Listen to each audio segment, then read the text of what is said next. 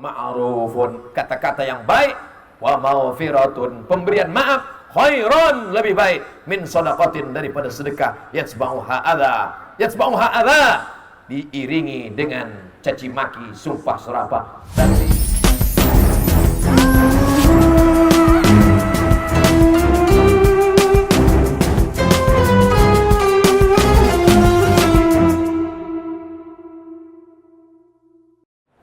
Saudara yang dimuliakan Allah Subhanahu wa taala, suatu ketika seorang ulama bernama Imam Ibrahim bin Adham menemui temannya.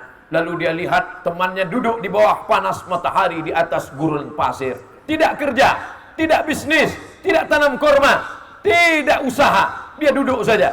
Lalu kemudian datang Ibrahim bin Adham bertanya, "Hei fulan, kenapa engkau tidak kerja?" Apa kata temannya? Rezeki sudah dijamin oleh Allah Subhanahu wa taala. Ngapain saya lagi sibuk-sibuk bisnis? Ngapain saya buang-buang waktu kerja? Yang penting ibadah. Karena kalau sudah rezeki takkan kemana. Rezeki sudah ditakdirkan Allah. Wa ma min dabbatin fil ardi illa 'ala Allah rizquha. Semua yang melata berjalan di atas muka bumi dijamin Allah rezekinya. Diam aja.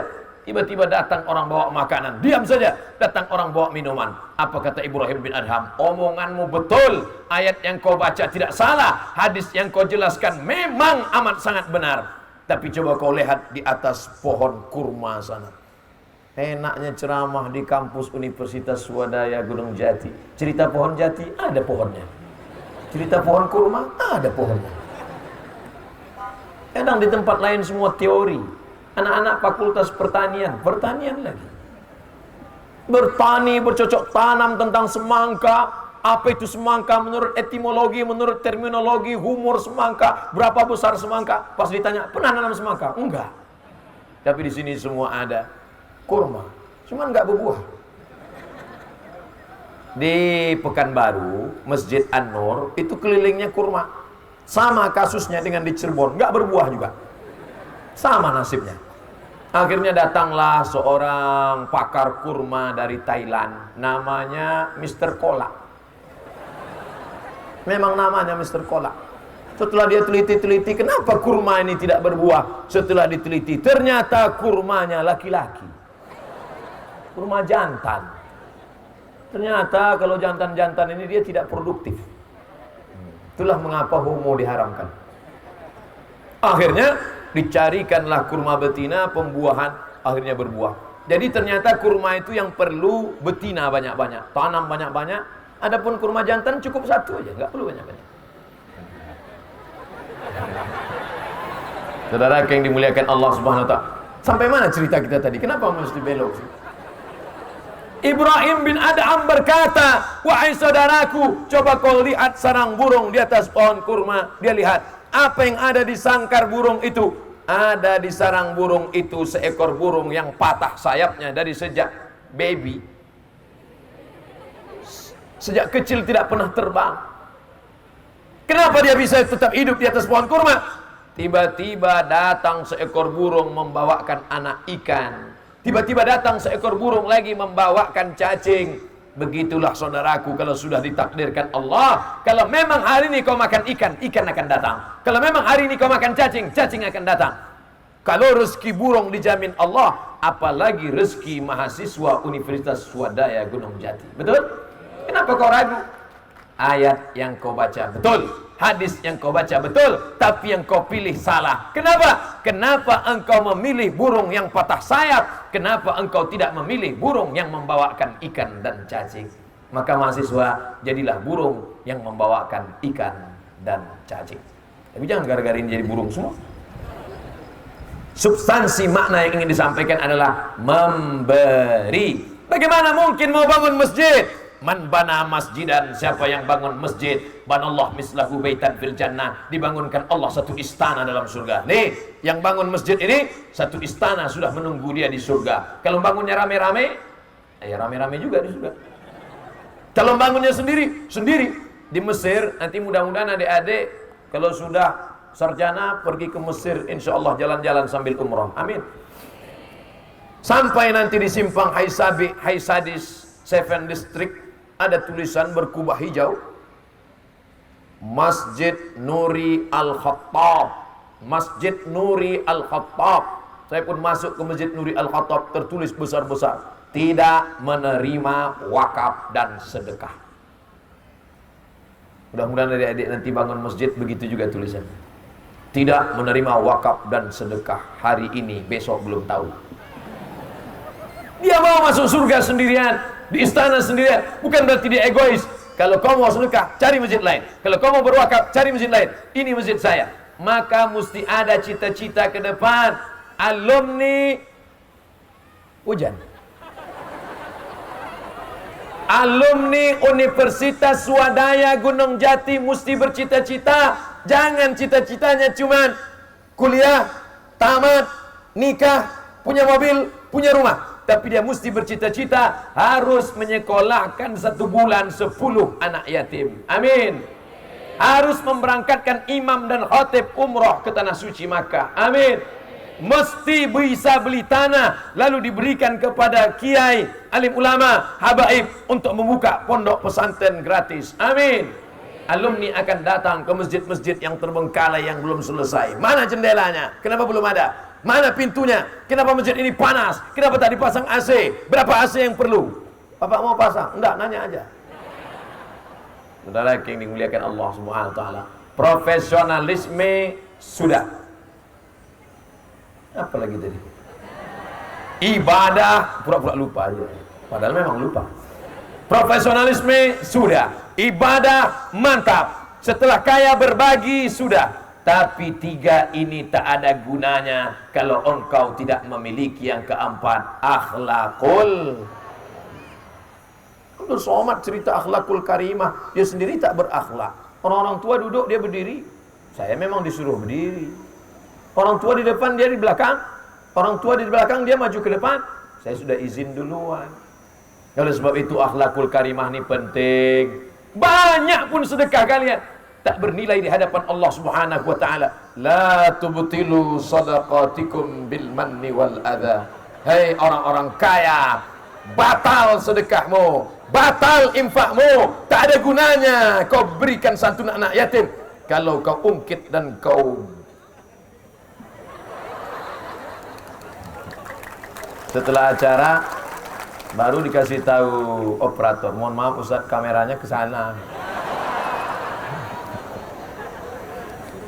Mudah-mudahan video tadi dipotong, ditonton sama orang-orang yang kaya, baik, tapi sombong. Hai orang kaya, gak ada gunanya kau sekolahkan mahasiswa, gak ada gunanya kau santuni anak yatim, tapi cakapmu kasar. Tiba-tiba kau datang, mahasiswa yang ku sekolahkan, kalau enggak kau harus digembel. La tubtilu sadaqatikum, jangan kau batalkan sedekahmu bil manni wal adha, mengungkit-ungkit, mengungkap-ungkap. Qaulun ma'rufun, kata-kata yang baik, wa maghfiratun, pemberian maaf, khairan, lebih baik, min sadaqatin, daripada sedekah yatsba'uha adha. Yatsba'uha adha, diiringi dengan caci maki, sumpah serapah. Tapi mahasiswa-mahasiswa Civitas Akademika, rasanya selama di Cirebon ini saya bertemu dengan orang-orang yang berakhlakul karimah. Pagi tadi dibawa oleh Kang Reza ke makam Sunan Gunung Jati, sopan semuanya. Di sini kami di Sumatera kalau nunjuk pakai telunjuk. Mana makam? Sana. Di sini rupanya mana makam? Sana. Oh, Insya Allah. Sampai ke atas dibawa ziarah. Selesai itu pergi pula ke Buya Yahya, dibawa berkunjung. Sampai ke tempat Buya Yahya pula menarik tangan saya, mau mencium tangan saya tarik duluan. Hampir belaga kepala kami. Padahal beliau alim, ulama, santrinya banyak, radio, TV Al-Bahjah. TV Al-Bahjah sudah siar sekarang, radio kita lengkap.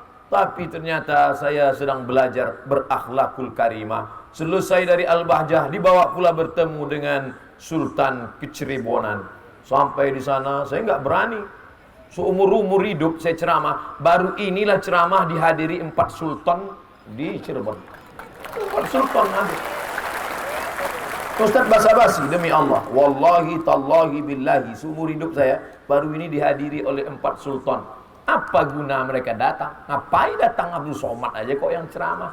Tapi mereka ingin menunjukkan kepada masyarakat mereka pemimpin yang rendah hati, yang tawadhu, yang berakhlakul karimah. Secara umur mereka lebih tua dari saya. Masalah darah, jelas-jelas mereka keturunan sultan. Sultan. Makanya jadi sultan. Saya keturunan Nabi Adam. Mereka mau datang bersama kita. Saya duduk. Tadi di Sultan Keceribonan saya duduk. Nggak berani minum, takut nggak sopan. Akhirnya Sultan bilang, kenapa nggak minum? Minum. Baru saya minum. Takutnya nanti Sultan belum minum, saya minum duluan. Tiba-tiba divisi, pantang kau. Masya Allah, tabarakallah. Ustaz Somad, saya keturunan yang ke-9, kata Sultan Keceribonan. Dulu kakek moyang kami dulu memilih antara dua, pilih jabatan kekuasaan menjadi sultan tapi menjilat Belanda, atau turun bersama masyarakat melawan Belanda. Akhirnya Sultan Keceribonan turun bersama masyarakat melawan Belanda. Apa hukuman yang dia terima? Dipenjara di Batavia. Dari Batavia dipenjara. Rupanya kalau di Batavia Jakarta sekarang, bagi masyarakat Cirebon, dari Cirebon ke Batavia itu tidak ada apa-apanya. Dekat itu bagi mereka. Saya aja naik mobil tadi malam lama.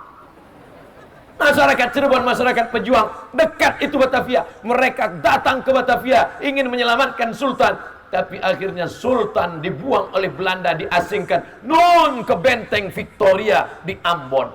Apa maknanya? Bagi mereka tak ada guna jabatan kekuasaan kalau masih menjadi penjilat Belanda. Takbir. Hari ini mereka meninggalkan masyarakat, meninggalkan anak keturunan, meninggalkan istana. Abdul Somad datang ke negeri pejuang ini tepat pada bulan Agustus 2019. Allah Ta'ala mau menunjukkan, hai Abdul Somad, Sultan aja di penjara itu maksudnya. Selesai nanti pulang, apalah yang bisa kami ambil dari tausiah ceramah Ustadz Somad ini? 4. Yang pertama, profesionalisme. Yang kedua, ibadah. Yang ketiga, berbagi sedekah pada orang lain. Cita-cita jangan cuma perut kenyang sendiri. Yang keempat, akhlakul karimah. Kenapa Ustadz kalau ceramah pakai angka-angka? Biar supaya mudah ngingat. Ibu-ibu yang payah ingat, bapak-bapak mudah ingat. Mahasiswa biar supaya terstruktur. Intel-intel biar mudah nyatat laporan. Ini jam maghrib.